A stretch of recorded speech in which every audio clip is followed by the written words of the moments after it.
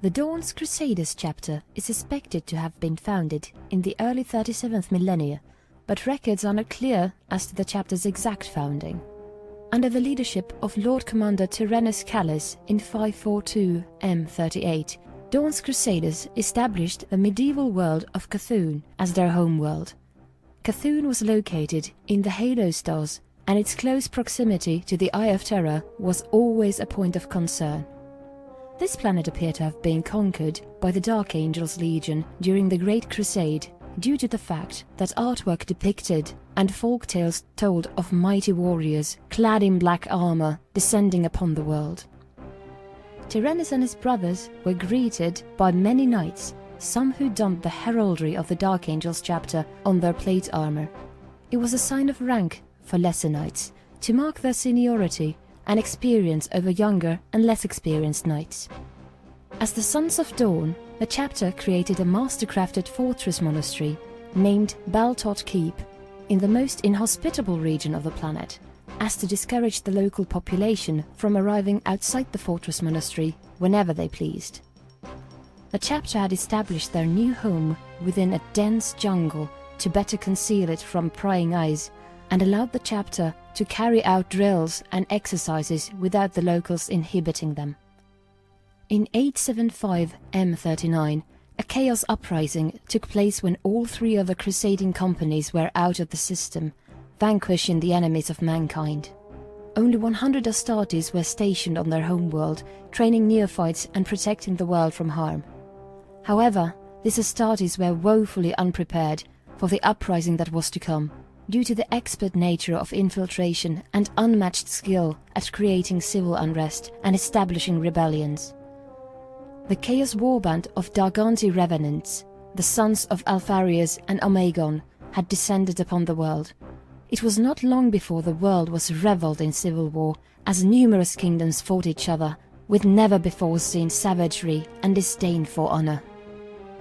When the Dorn's Crusaders sallied out of their fortress monastery in rhinos, razorbacks and predators, leaving 25 Astartes to protect Baltot Keep, unbeknownst to the Crusaders, this was the moment the Darganti had been waiting for. They had set up an expertly laid ambush, as the Crusaders needed to traverse through a valley before reaching the open roads. When the trap was sprung, numerous tanks were destroyed with missile launchers and las cannons instantly, wiping out all of their fire support in the form of predators and razorbacks. Although the Sons of Dorn tried to escape the ambush and avenge their brothers, it was of little use, and they were cut down in timely manner. Even though Sergeant Domilus sent out a vox warning his brothers in Baltot Keep of what had happened to Commander Sildus, Domilus had been informed by Sildus that one of the Darganti Revenants had infiltrated Baltot Keep, wearing their armor, and had sabotaged their long-range vox communication, beacons, as well as assassinating all of the astropaths.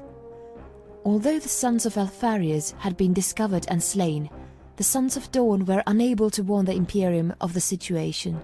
Additionally, the Astartes had no void ships, as all had been sent away with the Crusade companies, or were being repaired.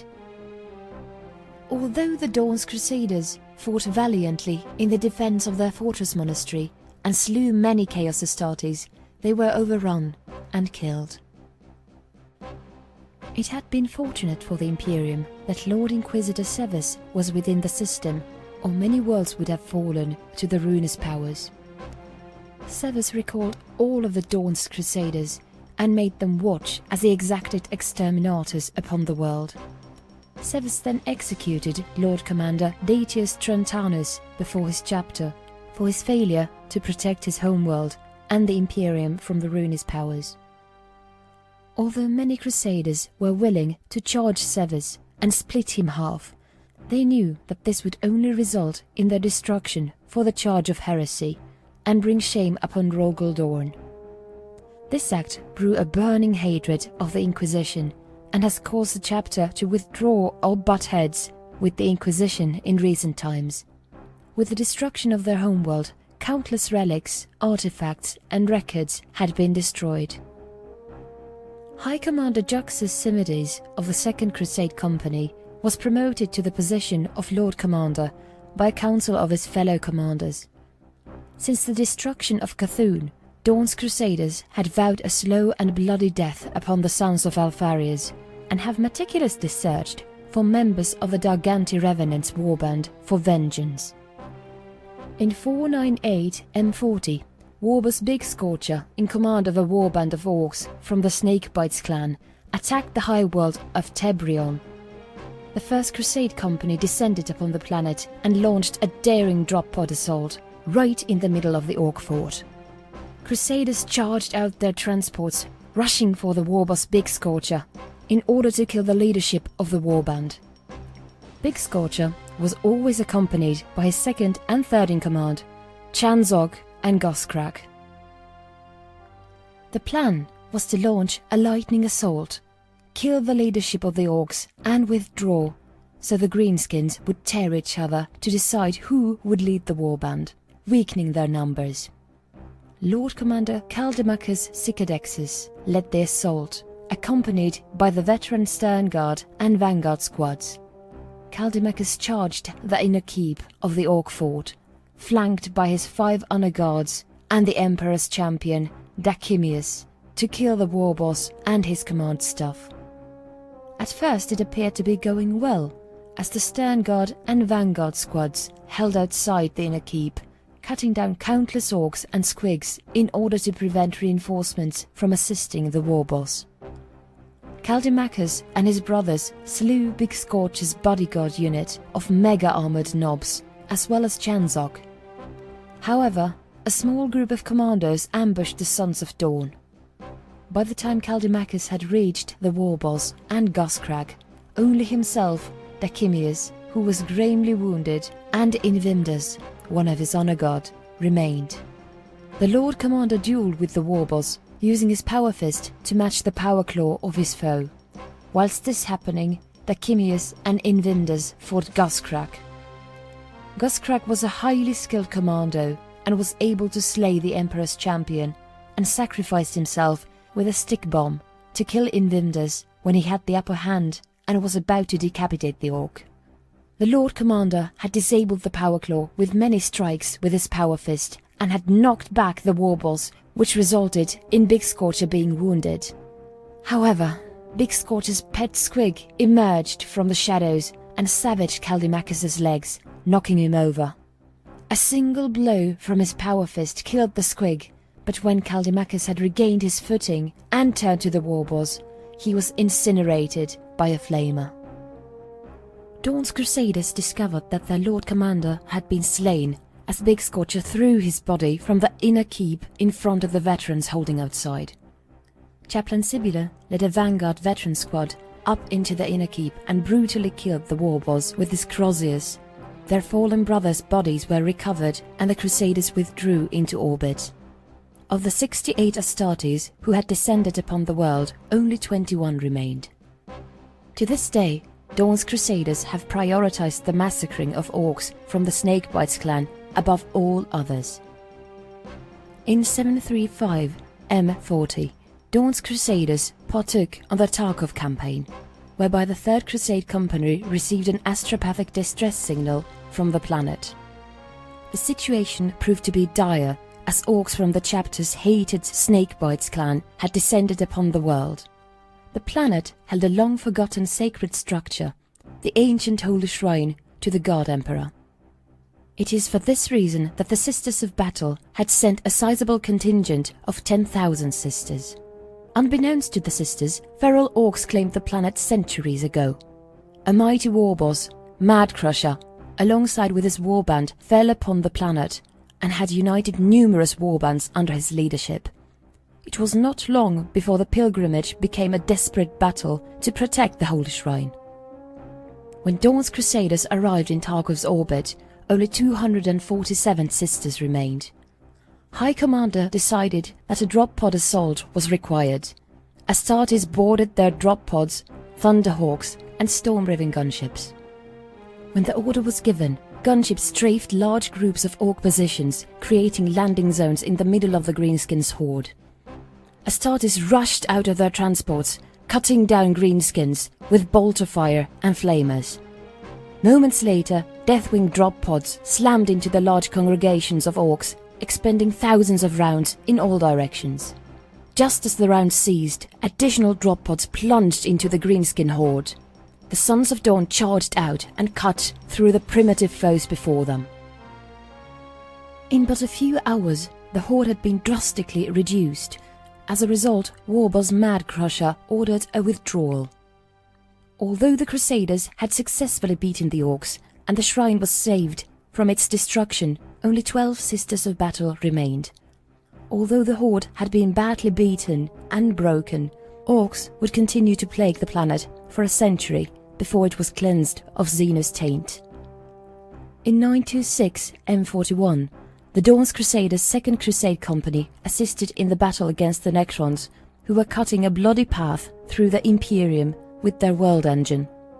As all hope seemed lost, they witnessed as the Astral Knights heroically fought and died to disable the world engine's shields, which allowed the Imperium to prevail.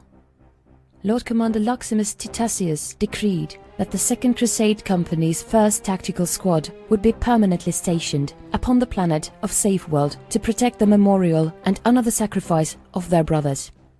Compared to many of the Sons of Dawn, the chapter feels the Emperor's champion at a much higher rate and is always assigned to the First Crusade Company, leading the Lord Commander's honor guard. Much like their fellow brothers from the famed Crimson Fist chapter, so do the Dawn's Crusaders partake in the painting of the left gauntlet when a neophyte has become a full battle brother. When the rank of veteran is achieved, the right gauntlet is painted crimson.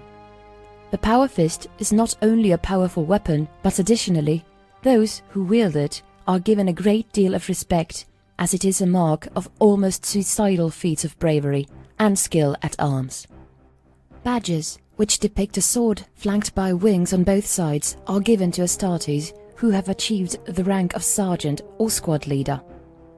It has a striking similarity to the heraldry of the Dark Angels, but this was a badge of rank from the former medieval homeworld of the chapter. The Second Crusade Company of the chapter assisted in the destruction of the Necron world engine in 912 M41. After the Astral Knights sacrificed their chapter in order to protect the Imperium, a shrine was created upon the planet of Safeworld. Since that conflict, a tactical squad of the Second Crusade Company is permanently stationed on the planet to protect and honor the memorial, believing it is their sworn duty to do so as a sign of respect for the falling chapter. The Dawn's Crusaders is a highly zealous chapter and has accepted the imperial cult. Thus, they worship the Emperor as a god. The highly zealous nature of the chapter has put them at odds with some of their brothers and cousins, as they do not believe the Emperor's divinity, which has resulted in some tense and standoff relations. Some chapters, most notably the Crimson Axis, and Accipitus chapter.